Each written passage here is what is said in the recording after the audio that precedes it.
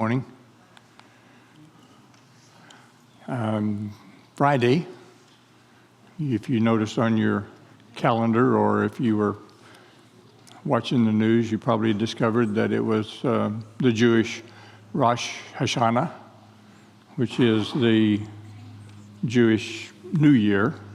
So their year begins on Rosh Hashanah, which correlated with Friday on our calendar this year. And of course, that's a time when they have special celebrations, and it's a time when they light the menorah. And then, I don't know how well you can see that, but that's a picture of the menorah in one of the synagogues that was located there not far from the Gaza border on, what was it, October the 7th, when Hamas made their journey into Jerusalem.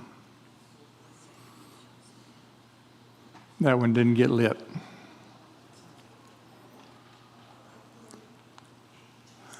This is a picture of a ladies' Bible class in Kiev, Ukraine. This was last Tuesday evening, and they gathered together in the evening, sometimes amid bombs, sometimes not. But our friends there sent us a little video clip of Natasha describing how these ladies get to this Tuesday evening Bible class in Kiev. Natasha is the wife of Sasha, and that couple together are our Ukrainian leaders for the Sunset International Bible Institute there, and very strong leaders in the Church of Christ in Kiev, and very instrumental in distributing the aid that's coming into there from Churches of Christ here in the States for them to distribute. So I just thought this was kind of interesting, and it's real brief, so I'll share this with you. I'm not sure what the volume is going to be like. December 5th, 4:30 p.m., and I'm heading to the ladies' class. And I just wanted to show you what our ladies walk on to get there. Here I have to walk on this very slow. This is the route that comes to church from the closest subway stop. And it's kind of like almost pure ice. I don't know if you could see it, but it's very shiny. It's dark. It's very icy and slippery. And this is the building where the church meets. So I just wanted to show you what these ladies have to walk on and what it takes them to get to church on Tuesday evenings. And many of them are in their 60s and 70s. And yet they're determined that they're coming to study the Bible together. So I think they're heroes of faith. They're a great example for me. I hope to see them in just a few minutes. I think we would dismiss school, wouldn't we? Of course, we realize that they live in that kind of an environment, and we don't. So we would probably be justified in dismissing school if that happened here. But and I'm pretty sure we would not be meeting for a Tuesday night ladies class. But anyway, I thought that was inspiring. And I have one other little short video clip for you. This is a presidential presentation. You may recognize this president, Linda, I'm not sure what the volume is going to be like on this. An evangelical minister and a politician arrived at Heaven's Gate one day together.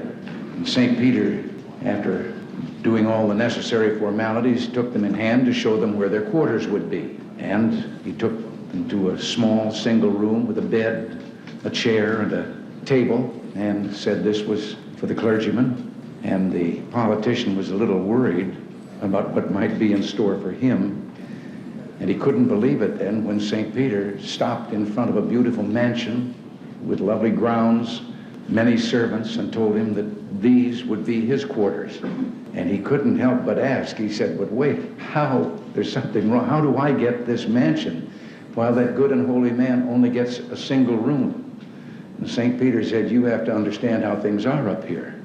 We got thousands and thousands of clergy. You're the first politician who ever made it.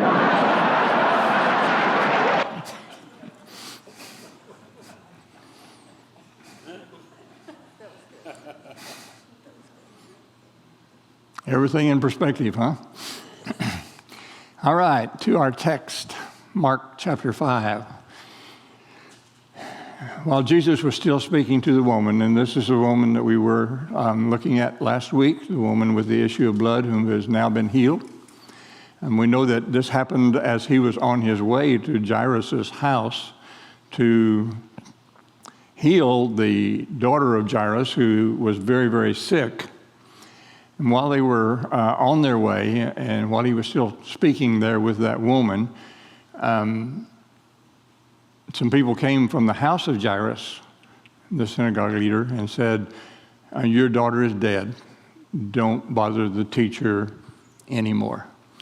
Overhearing, or some translations saying disregarding or paying no heed to this, they said, to what they said, Jesus told them, don't be afraid, just believe. He did not let anyone follow him except Peter, James, and John, the brother of James. And when they came to the house of the synagogue leader, Jesus saw a commotion with people crying and wailing loudly. He went in and said to them, why all this commotion and wailing? The child is not dead, but asleep. But they laughed at him. Now, of course, some of the weeping and wailing and commotion would be what you would expect from a family when a young girl had died. But added to that, as we know from the culture of the people of that time, there would have been professional mourners who would already be there, and they would be adding to that din of weeping and wailing. That's what they did for a living. After he put them all out, he took the child's father and mother and the disciples who were with him and went in where the child was. He took her by the hand and said to her, and I don't know how to pronounce this, Talitha cum. It's Aramaic, but it means the little girl. I say to you, get up. Immediately the girl stood up and began to walk around. She was 12 years old. At this, they were completely astonished. Is that an understatement or what? He gave strict orders not to let anyone know about this and told them to give her something to eat. Well, we'll unpack this a little bit more in a minute, but I have the clip from the episode as it was presented in the video of The Chosen. I thought I would share that with you. It's not a very long clip.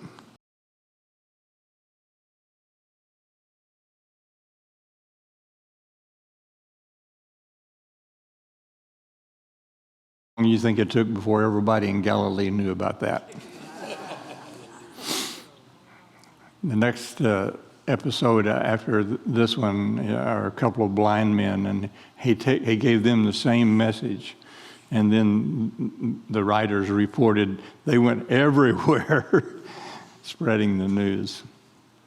We understand why he said it, of course, because obviously, he knew that the time was coming when all of that was going to pile down on him and he would die. But he was trying to protect them and him too from all the commotion that would come from it right then. But it was a lost cause. There was no way that was going to be kept under the covers.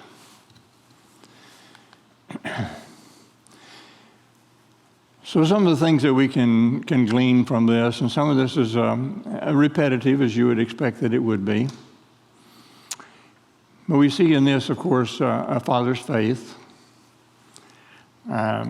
He had the faith when she was sick.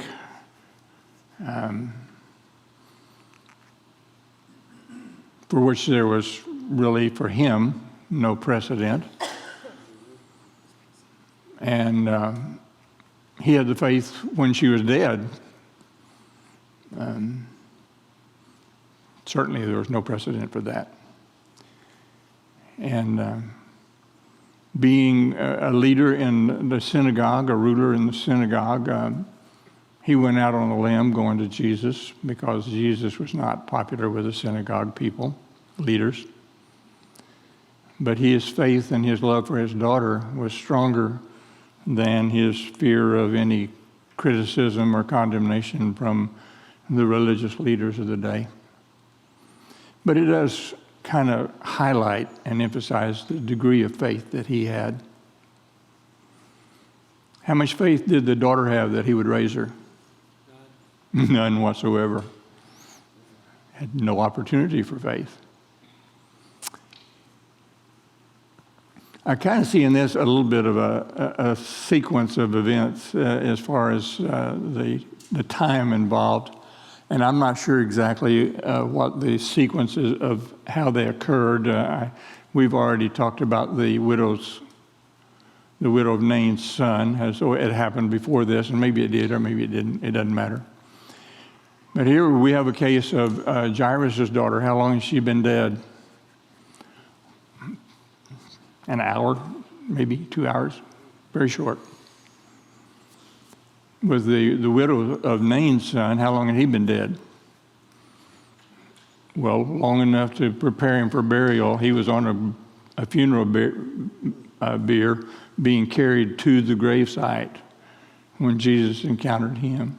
So a period of time, I don't know how long. I think the custom was that they tried to do it very promptly. I mean, it wasn't carried out over a long period of time, but still more than just dying. With the girl in today's miracle, the body was still warm. But with the son of the widow of Nain, of course, he'd been dead for some time. And then with Lazarus, 4 days in the tomb.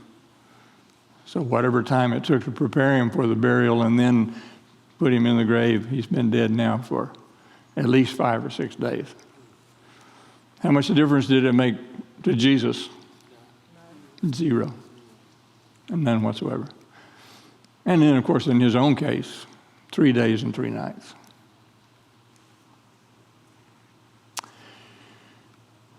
As is usual with Jesus, we see an example of great compassion and of comfort, giving comfort, sharing comfort, both to the family and to the mourners.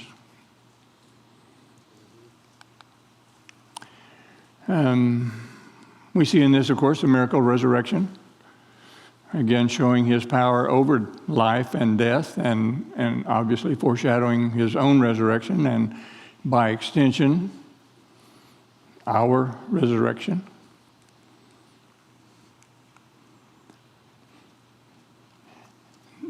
There's an element on Jesus' part, at least, to try to recognize that celebrating this was not the right time. And there was an element of secrecy. And this occurs frequently, and as I mentioned, we'll see it again later on when he heals the 2 blind men. But other occasions as well where Jesus is saying, it's not my time yet.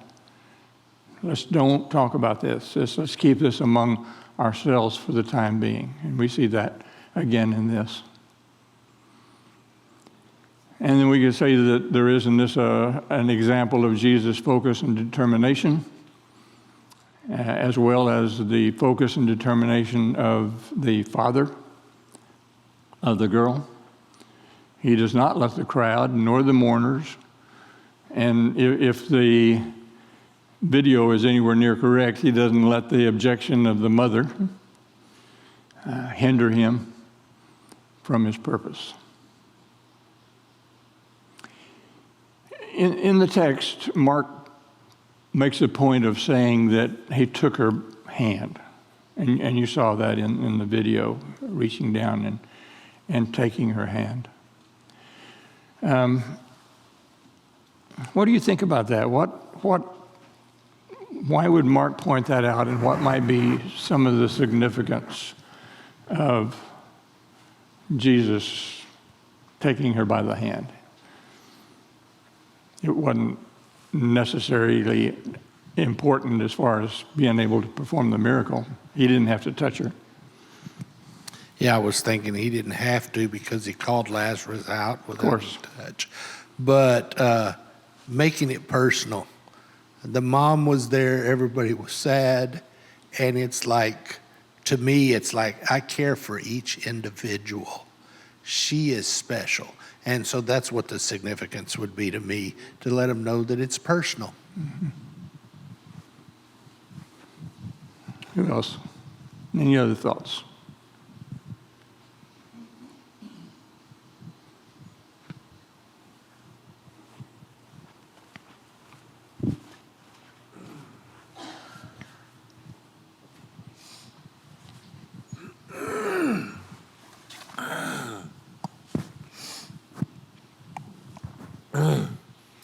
Well, he was, that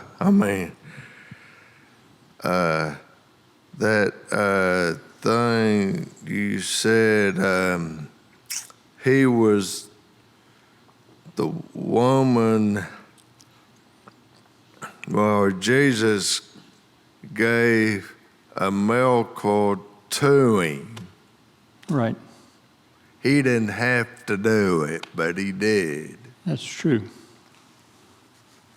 Thank you. Mm-hmm. What happened to Jesus when he touched her?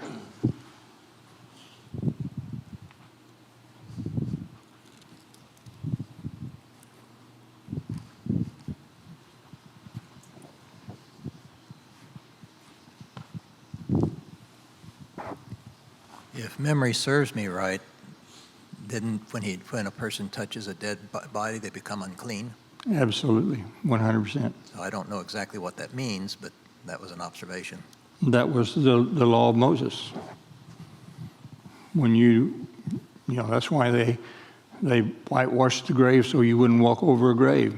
If you touched a dead body, not even human, but if you touched a dead body, you were ceremonially unclean. Didn't seem to bother Jesus, did it?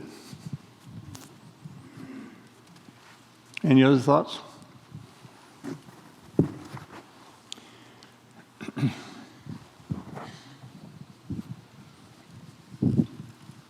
Sorry, you put down the mic, but just the fact that he touched her, you know, his deal is she's asleep, that he told him. And so if he's going to touch her, then she's not dead to everybody in view, because he wouldn't make himself unclean. Maybe, Well, I mean, that's... maybe not.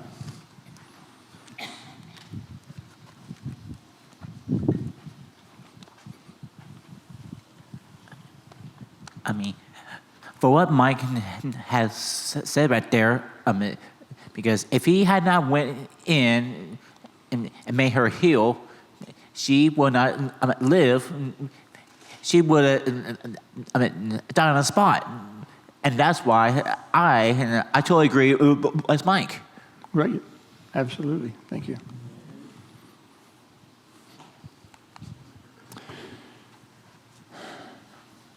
A few thoughts in addition to what you said and in agreement with what you've already said. I'm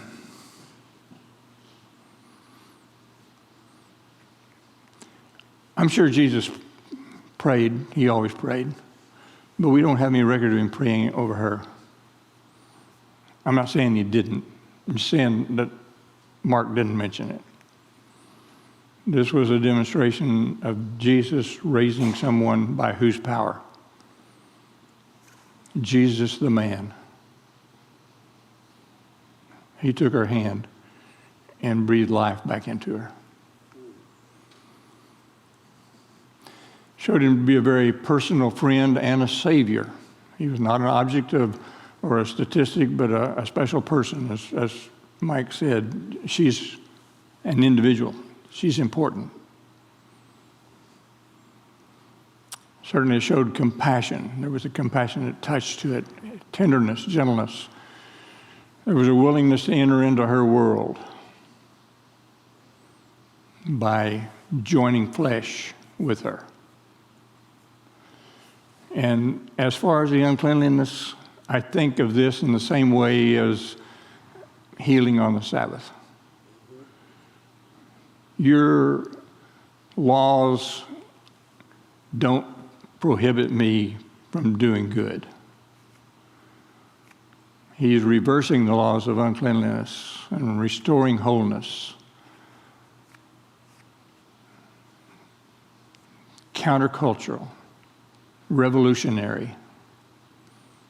You say, if I touch a dead body and I'm clean, guess what? I'm not. I'm not. He felt no necessity to go through a 7-day ritual of purification because he had touched a dead body. Just like last week when he, in the video at least, when he looks down and says, when the rabbi, the Pharisee says, okay, you've healed her, now let us take her to the synagogue and do the purification. What did Jesus say? Now, she's clean. Same sort of thing here.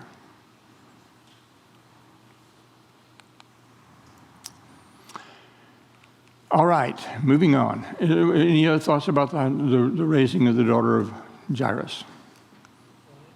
Yeah.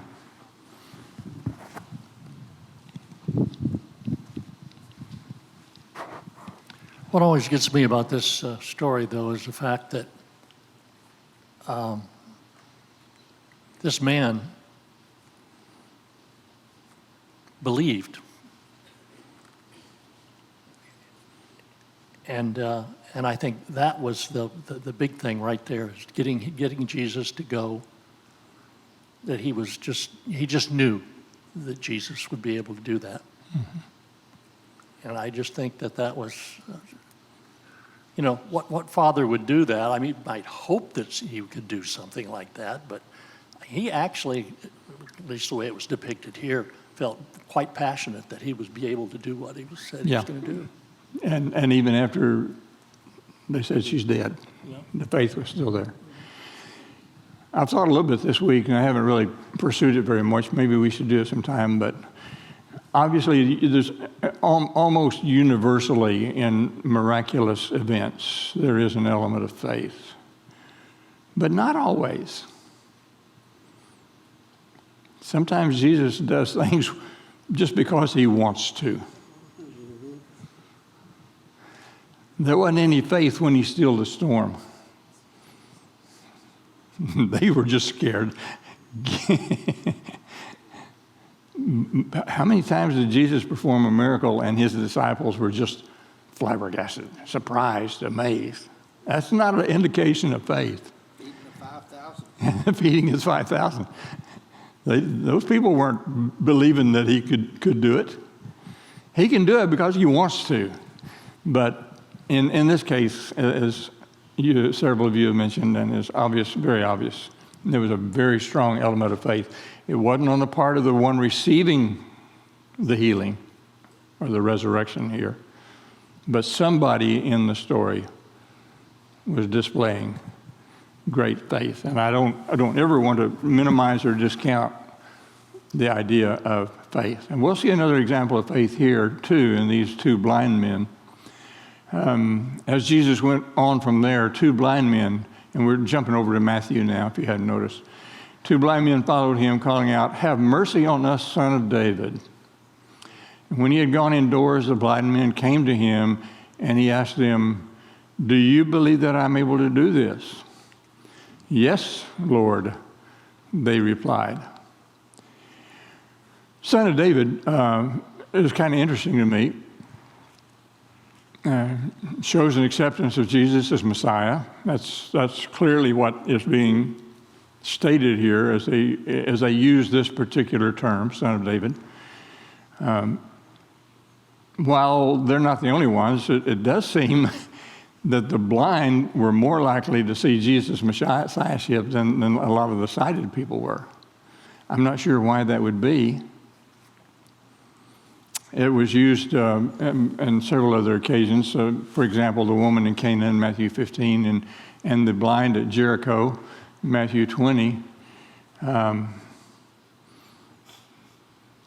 Sometimes it seems that the blind see better than the sighted do, because there were not too many in the multitudes of people at that stage in Jesus' ministry who would look at him and say, "You are the Messiah." Now, there were, but to have it specified and pointed out that these blind people recognized that in Jesus, I think is kind of interesting.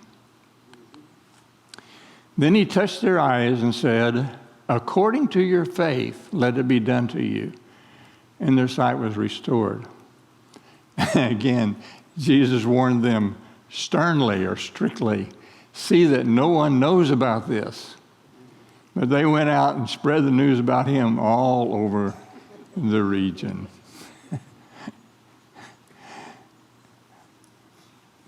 That seemed to be one of Jesus' commands that was pretty much uniformly disregarded and disobeyed.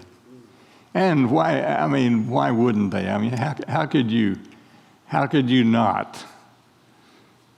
It's kind of like when Jesus was riding into Jerusalem on the donkey, and the kids were crying out, "Hosanna," and the Pharisees said, "Tell these people to shut up." And Jesus said, "If these people are quiet, the rocks will cry out." Sometimes the rocks just have to cry out. "We love you, Jesus. We heard what you said. We appreciate it, but no, we got to talk."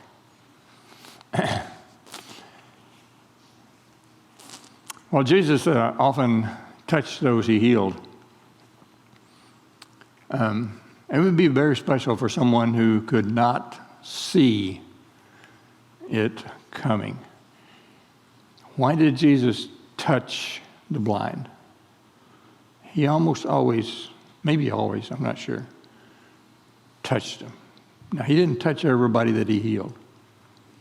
But if you were blind, he touched you. Sometimes you put mud in your eyes.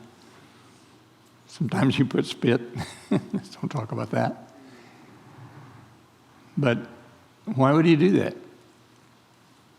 Well, they couldn't see him, right? It's how they had that connection, that awareness. The word sternly is an interesting term there.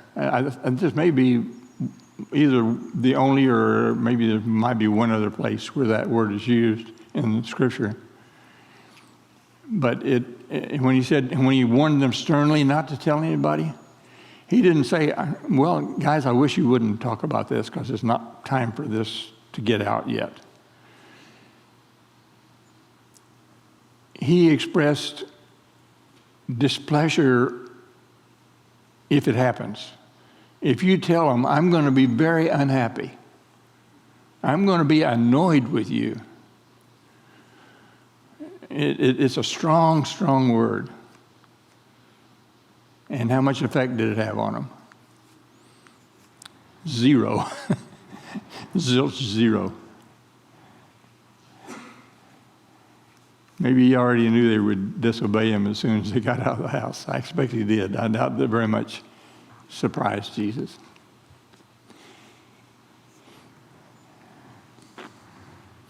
So in addition to another example of Jesus' compassion and power and the role of faith, some things that we can perhaps glean from this. It's an example of persistence. These guys were at a disadvantage because they were relying on other people to get them to where they needed to go, right? It would have been easy for them to say, "Well, it'd be nice to be healed, but I can't get out there and compete with those people who can see him." And just sat down by the side of the road. But they didn't. They were very persistent. They followed him into the house where he was, seeking God's intervention. They cried out for mercy. Isn't that interesting? He didn't say, heal me. He said, be merciful to me, which is, I guess, saying the same thing. We also see in this, of course, an example of Jesus being hope for the hopeless. They didn't have very many ophthalmologists in Galilee. Probably not even any optometrists. What was their recourse? What else could they do to hope to be able to see again? Jesus was the court of last appeal. He was the last option. And of course, sharing the good news, not even Jesus' stern commandment keeps him from evangelizing. Any other thoughts about the two blind men?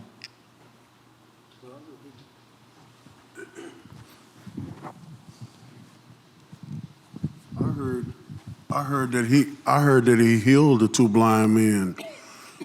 He healed them, and then he healed the lame too. Yes, he did. He healed the blind and the lame and the cripple, the leper,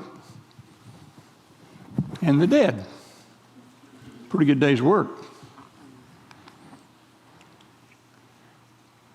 How do you think that the blind men knew about the healing power of Jesus?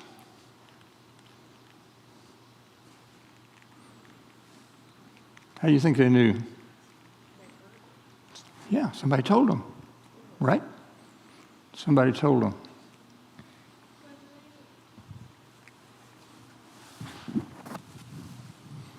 What does that say about evangelizing, about sharing the gospel, about telling people about Jesus?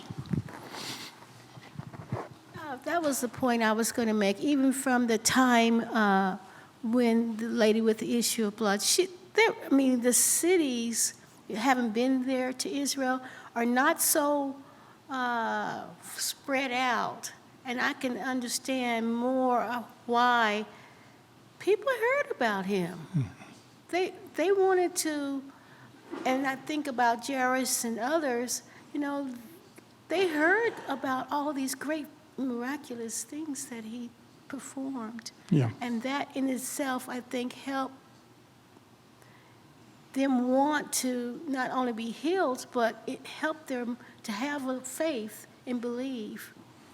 Yeah, and you're right. The territory there was very condensed, if you've been there, and not very much happened in a vacuum. Well, with them being blind, they didn't have that experience to be able to see. And when they heard with listening, with paying attention, and with trying to understand what was going on without the assistance of the vision. And the distractions. And the that distractions come, of that vision. Yeah. And they were able to, like blind people today, or deaf, if you lose a sense, your other senses take over. And of course, they were highly motivated as well.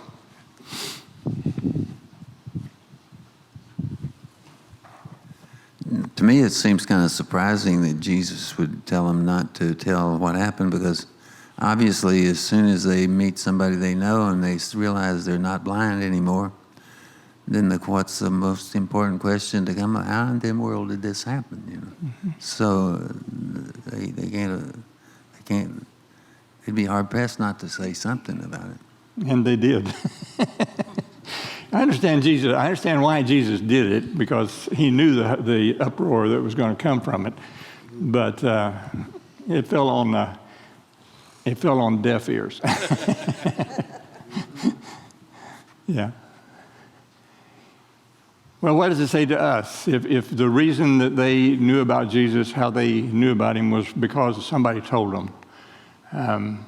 Paul says, 2 Corinthians 4:4, the God of this age has blinded the minds of unbelievers so that they cannot see the light of the gospel that displays the glory of God, which is the image of God. We have people who are blind today. They may have 20/20 vision, but they're blind. They've been blinded by the God of this corrupt world, and they need somebody to tell them. To tell them about a Messiah that has the power to restore sight. And that falls to you and to me. Well, we're getting ready. Well, let's go quickly through this. While they were going out, a man who was demon-possessed and could not talk was brought to Jesus. And when the demon was driven out, the man who had been mute spoke. The crowd was amazed and said, "Nothing like this has ever been seen in Israel." But the Pharisees said, "It is by the prince of demons that he drives out demons." We've seen this before, haven't we? Pharisees have asserted not only that Jesus effected this cure by the instrumentality of Satan, but more than that, by the union with Satan. That is as blasphemous as I think it would be possible to be.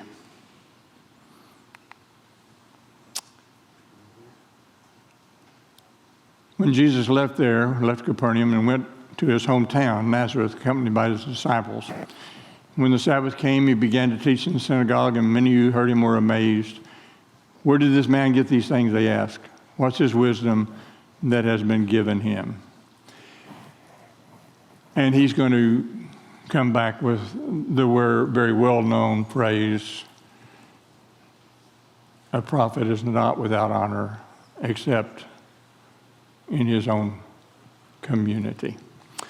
Our time is up. We'll pick that up next week, Lord willing, and then we're going to go into a very lengthy discourse where Jesus sends his apostles out into the world, and we'll wrestle with that next week, Lord willing. Thank you for your comments and your attention, and have a wonderful, God bless week.